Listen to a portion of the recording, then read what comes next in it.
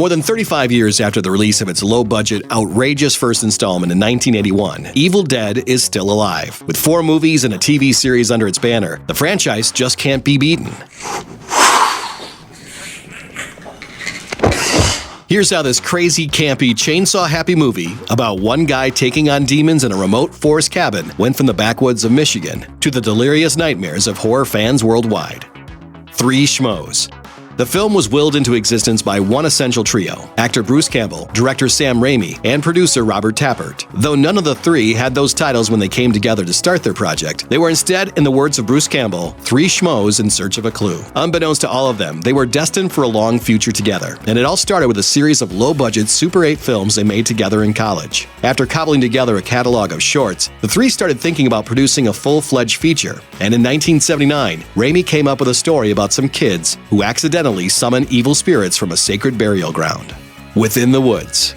To make their horror project, which they wanted to name The Book of the Dead, the trio first finished a short film as a proof of concept, calling it Within the Woods. You're only cursed by the evil spirits if you violate the graves of the dead. We're just going to be eating hot dogs. With a budget of $1,600, they shot the half-hour movie over the course of a 3-day weekend. Then, they set out to find investors to make the full-length film. The only problem was that nobody knew who they were. To make up for their lack of credibility, they staged what Campbell estimated were hundreds of screenings of Within the Woods, picking up $1 here and there. And I remember we showed this first little Super 8 movie in the detergent aisle of a grocery store after it closed to a couple of merchants, and they didn't invest. After months of work, the trio came up with $85,000. Not nearly enough to finish the movie, but enough to get started. Pain and celluloid. Knowing money was tight, the trio was merciless when it came to keeping costs contained. To get a shot of the camera breaking through a window, they just shoved the camera through a real window, while another guy smashed the window with a 2x4 to break the glass before the lens touched it. According to Campbell, when all else failed, we just taped the damn camera to Sam's hand. The opening shot of Evil Dead consisted of me pushing Sam in a rubber raft across a swamp while he leaned out, skimming the camera across the water and swooping over decaying branches. That wasn't the only time the actors had to suffer indignities for the film, not by a long shot. One actress lost her eyelashes while making a plaster mold of her face. Others were mercilessly scratched up by branches in the woods. Mosquitoes swarmed to the Caro corn syrup that the crew used for blood. At one point, Campbell sprained his ankle on set, and Raimi took to whacking the busted ankle with a stick before takes to get a better performance out of him. Wild success. An overnight success is rarely as simple as it sounds, but that's exactly what the movie's producers had their hands on. The finished film became a sensation thanks in large part to some well-timed support from horror author Stephen King, who wrote a review for the movie in Twilight Zone magazine. There, he called it the most ferociously original film of the year. The filmmakers eagerly capitalized on this, getting permission to use the quote on every advertisement they could. Raimi can't overstate how important this was for their success, saying that King's endorsement opened the doorway for the film to be seen. Dead by Dawn.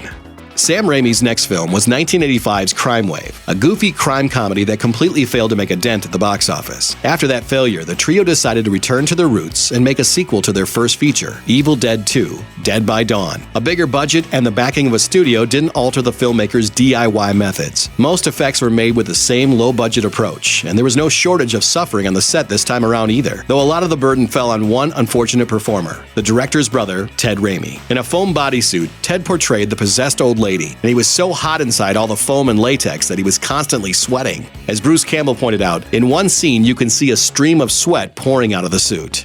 Army of Darkness. In the 5 years between Evil Dead 2 and its sequel, Sam Raimi filmed his first major studio movie, Darkman, which was successful enough to get him enough funding from Universal to bring life to the third installment in the franchise, Army of Darkness. This time, instead of sticking with the cabin-based shenanigans of the first two movies, our hero Ash travels back to medieval times to fight, well, the Army of Darkness. Unfortunately, creative differences plagued the movie's long road to a theatrical release. Thanks to a dispute between Universal and one of the film's producers, the film sat on the shelf for a year. Afterward, the studio decided to do a major recut of the movie. According to editor Bob Murawski, they didn't really understand it. They thought it was too long and didn't respond to a lot of the funnier stuff. The ending in particular was a point of contention, with the studio wanting something more optimistic. One intended ending had the series hero, Ash, accidentally waking up in a post-apocalyptic future, but it was axed for being too sad. You can make a movie called Army of Darkness, and the audience goes, "That was a sad ending." We're like, what? This resulted in the filming of a new ending sequence, set in the present-day S-Mart, after Ash makes it back to his own time and dispatches one final demon, which was still pretty awesome.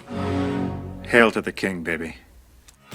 Modern-day Ash. In 2013, all three of the original Schmoes, Campbell, Raimi, and Tappert, produced the Evil Dead remake, with newcomer Fede Alvarez directing. Although fans and critics alike were mostly pleased with the remake, there was still one thing everyone wanted: more Ash. As Sam Raimi described it, fans really loved the 2013 remake, and I loved it. But afterwards, I still heard that, now we want your Evil Dead with Bruce. I didn't know if I had much to gain, but they were so insistent, we finally said, all right, let's just do it. Along with his brother Ivan, Raimi finally began work on another, Ash-centric installment of the franchise, eventually landing on the idea to do a TV show. It was a natural fit, with the Evil Dead crew having worked extensively in TV on the fantasy show Hercules: The Legendary Journeys. The future.